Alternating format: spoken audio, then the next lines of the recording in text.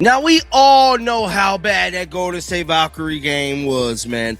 I think now, today, moving forward, we really got to take time to analyze the game, analyze Stephanie White coaching decisions, which was catastrophic towards the end of the game. Everybody knew Aaliyah Boston was getting the ball.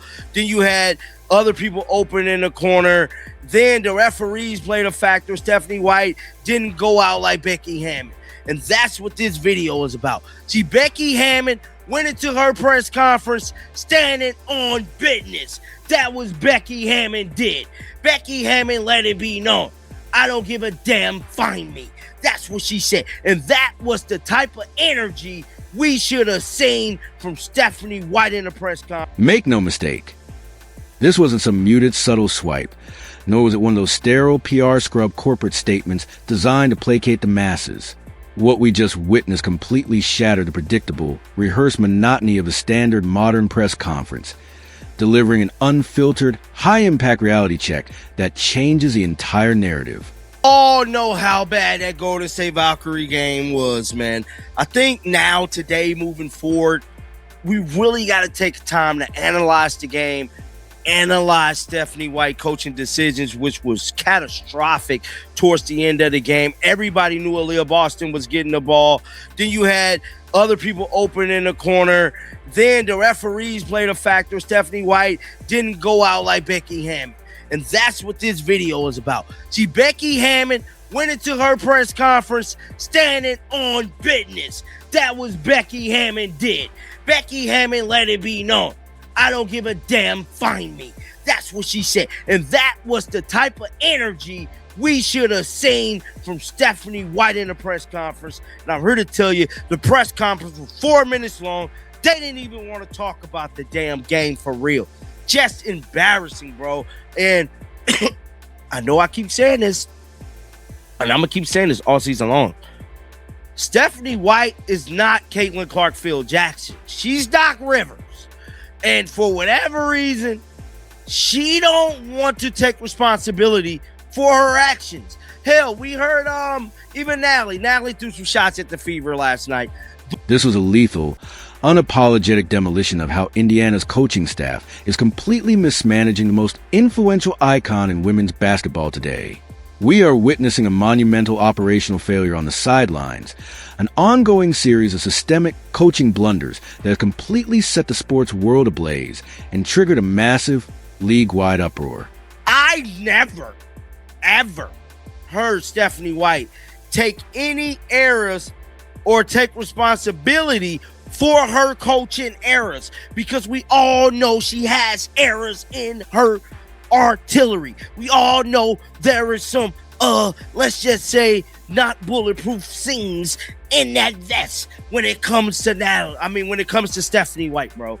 I mean, Stephanie White, to me, is going to be the worst decision for the season. I mean, her remaining being the coach, bro, is going to cost the Fever a championship. I'm saying it right now. I'm calling it right now. I lost all faith in Stephanie White. The little faith I had left, because I lost faith last year, but the little faith that I had left is gone, man. When a championship commander of Becky Hammon's legendary caliber intentionally drops a public bombshell, it isn't an accident. It's a calculated message that exposes the internal fissures threatening the Indiana Fever. Hammon possesses an elite, first-hand understanding of what premier franchise execution looks like, which is why her deliberate choice to highlight the systemic mishandling of a transcendent, once-in-a-generation icon like Caitlin Clark signals a deep operational breakdown behind closed doors. For an elite strategist to weaponize a high-visibility media availability to call out sideline malpractice, it confirms that Indiana's structural failures have escalated past the point of internal containment. This isn't standard post-game banner. It is a profound, league-wide wake-up call forcing everyone to realize that the organization's rigid, counterintuitive schemes are actively suppressing an explosive superstar, sparking a critical conversation about leadership accountability that the front office can no longer sweep under the rug. Elite championship commanders do not throw massive public grenades without a highly calculated purpose. And Becky Hammon's deliberate decision to expose these issues in broad daylight confirms that structural failure is actively unfolding behind closed doors. For too long, The basketball community has only caught frustrating glimpses of how the Indiana Fever program operates, but Hammond's explosive remarks completely pulled back the curtain on a broken system that stubbornly limits a once-in-a-generation icon like Caitlin Clark. Every missed screen, head-scratching rotation, and stagnant offensive alignment represents a blatant tactical error that works in direct opposition to the dynamic, explosive style required to maximize a transcendent superstar. By putting head coach Stephanie White's entire, rigid offensive philosophy under an unforgiving national microscope, Hammon has elevated this conversation far beyond standard post-game drama. This is a fundamental crisis regarding whether Indiana is truly dedicated to building a championship-caliber legacy or merely content to watch elite talent suffocate under poor sideline leadership following a highly publicized defeat. Stephanie White stepped up to the podium and delivered predictable, defensive response that only fueled the frustration of an already agitated fan base. Rather than acknowledging the questionable rotations and baffling tactical schemes that had just been exposed on a national stage, her media availability turned into a masterclass in accountability avoidance, widening the disconnect between the coaching staff and the fans.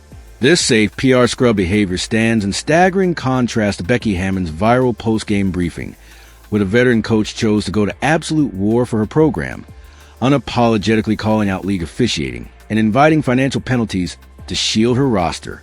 The massive ideological rift between White's corporate self-preservation and Hammond's fierce, unwavering leadership has completely set the internet ablaze, sending shockwaves to the basketball community and leaving everyone to question the internal culture guiding Indiana's future.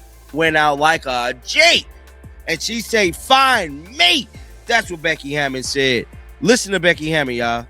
The other thing, Asia Wilson shoots 1 free throw, Kennedy Carter 0, Jackie Young 0. I'm fucking tired of that bullshit. I'm not saying they didn't earn their 22 down there, but when Walker Ware shoots more free throws than Asia Wilson and Jackie Young and Kennedy Carter all combined, that's a problem. And we're not getting the same whistle. Give me my fine. Now, this is crazy coming from Becky Hammon a year later. Because we know the Aces had the best whistle in the W. We all could agree with that. The Aces has the best whistle. This year, don't look like they got that whistle no more. Now, I'm not saying it's a good thing or a bad thing, but I'm just saying Becky Hammon went out on her shield. You know, like with combat sports, you're supposed to go out on your shield. That's what Becky Hammon did today. Yesterday. She went out on her shield, bro. And she definitely let it be known. Find me, I don't give a... The agonizing reality keeping Indiana executives awake at night is a glaring leadership crisis. An opposing head coach is demonstrating far more fierce passion, transparency, and raw accountability for her squad than the person paid to maximize Caitlin Clark's generational talent.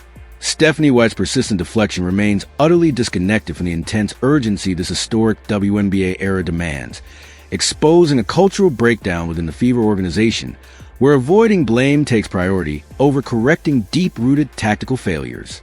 Elite professional coaching demands an uncompromising standard of ownership when things go wrong.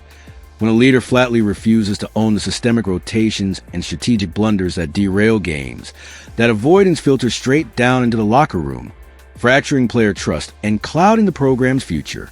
This ongoing evasion of accountability directly fractures player confidence and broadcasts a clear, damaging message to the entire basketball world. This organization values personal self-preservation far more than a radical, uncomfortable honesty required to fix systemic issues. Becky Hammon recently provided a blueprint for fearless sideline leadership in the face of adversity, and until Indiana matches that exact energy, a passionate fan base is going to weaponize that brutal comparison every time the team falters. This isn't an isolated late-game breakdown. It is a documented, structural pattern of dodging responsibility that normalizes critical tactical errors instead of correcting them. For a franchise tasked with building a historic legacy around the most marketable and uniquely gifted talent the sport has ever seen, normalizing mediocrity is actively dangerous. Standing on a podium and refusing to own the very rotations and scheme failures that derail games creates a toxic, defensive culture that flows straight down into the locker room, stalling progress at a moment when the front office should be operating with absolute, uncompromising urgency. I am officially calling it. I have completely lost all remaining faith in Stephanie White's ability to lead this franchise. Whatever tiny, lingering shred of hope survived last season's rigid tactical framework has been utterly obliterated by a documented pattern of organizational mismanagement that can no longer be ignored. Every frustrated Fever fan is now forced to confront a deeply uncomfortable burning question. Exactly how many preventable, soul-crushing losses and wasted opportunities will it take before the front office acknowledges that the sideline leadership is actively capping this roster's true potential? Looking far beyond the basic win-loss column, it is painfully clear that White's entire, forcefully applied coaching philosophy operates in stubborn, direct opposition to the fast-paced, highly creative, and explosive basketball required to fully unlock a generational talent like Caitlin Clark. At this critical juncture, blind loyalty to a mediocre, stagnant system transforms from a minor strategic flaw into a massive, catastrophic liability that threatens to permanently derail a historic franchise window before it even has a chance to open. For a team with Caitlin Clark on its roster, accepting any kind of artificial, self-imposed ceiling is a catastrophic organizational failure that this loyal fan base has every right to be furious about, especially since the golden window to build a historic legacy around a once-in-a-lifetime talent closes incredibly fast. Highlighting this exact urgency, Becky Hammon did something in her post-game media availability that very few professional coaches have the courage to duplicate, delivering a fiercely fearless, unapologetic challenge to the league's officiating standard that is still sending shockwaves to the entire WNBA community. The massive explosion of national attention following her remarks wasn't just a reaction to raw, late-game emotion. It was fueled by an undeniable statistical reality that anyone analyzing a matchup with unbiased eyes could plainly see unfolding on the court.